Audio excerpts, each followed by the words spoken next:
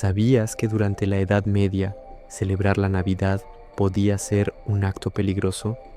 Aunque hoy la asociamos con luces, regalos y villancicos, en la Europa medieval la Navidad era una mezcla de rituales paganos, creencias cristianas y prácticas secretas que a veces desafiaban la autoridad de la Iglesia.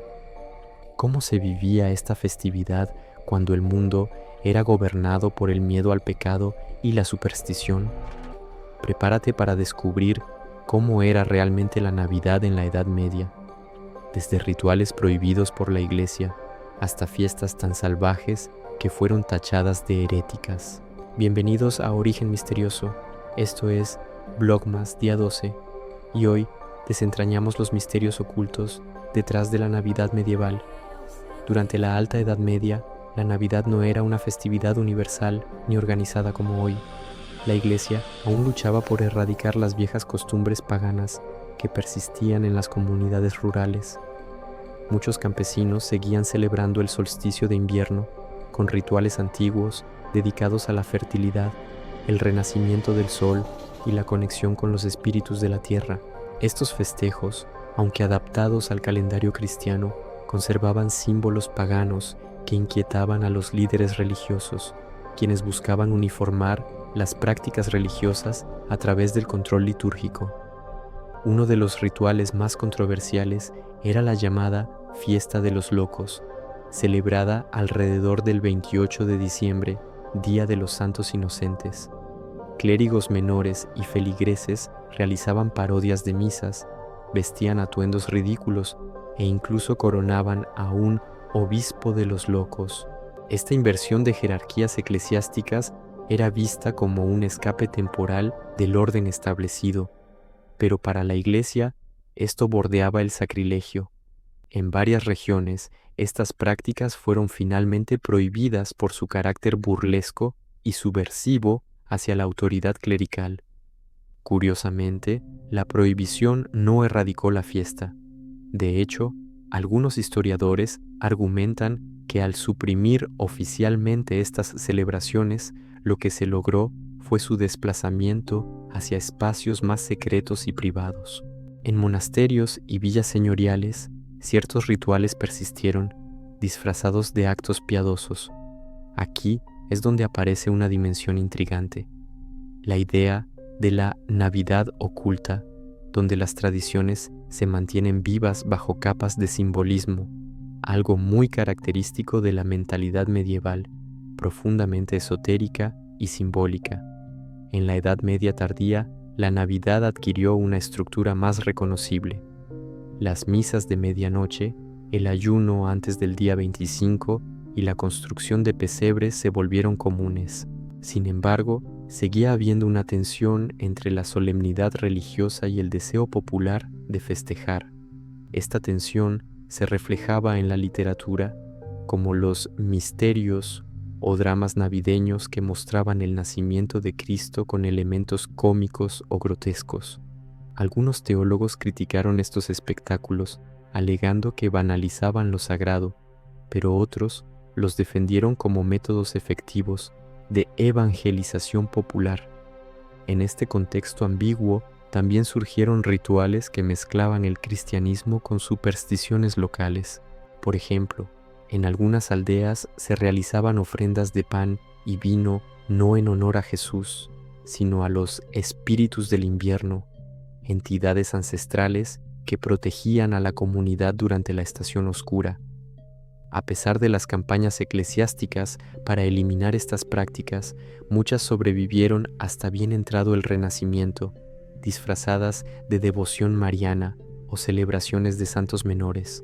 Uno de los elementos más intrigantes era el uso del muérdago y el acebo, plantas consideradas mágicas mucho antes del cristianismo. Aunque hoy en día las usamos como decoración navideña, en la Edad Media eran símbolos ambivalentes. Por un lado, representaban protección contra los demonios del frío y por otro, estaban asociadas a ritos de fertilidad prohibidos por la Iglesia. Algunos textos medievales denuncian el uso del muérdago en rituales nocturnos, donde se invocaban las fuerzas del bosque para asegurar una buena cosecha en el año nuevo. La figura de Santa Claus, tan central hoy en la Navidad, tiene sus raíces en San Nicolás de Mira, un obispo del siglo IV que ganó fama por sus milagros y su generosidad. En la Edad Media, especialmente en el norte de Europa, su figura se convirtió en el centro de una festividad infantil el 6 de diciembre. Pero incluso esta tradición fue víctima de tensiones religiosas. Mientras algunos veían en San Nicolás un ejemplo de caridad cristiana, otros temían que su culto derivara en idolatría. En ciertos concilios se debatió incluso si debía permitirse su representación en los templos. Más allá del cristianismo, los sabios medievales conservaban textos antiguos sobre los ciclos cósmicos, muchos de origen griego o árabe. En ellos se hablaba de cómo los solsticios influían en el comportamiento humano y espiritual. Algunos monjes estudiosos vinculaban el nacimiento de Cristo en diciembre con un simbolismo solar. Cristo como el Sol Invictus, que renace para iluminar al mundo.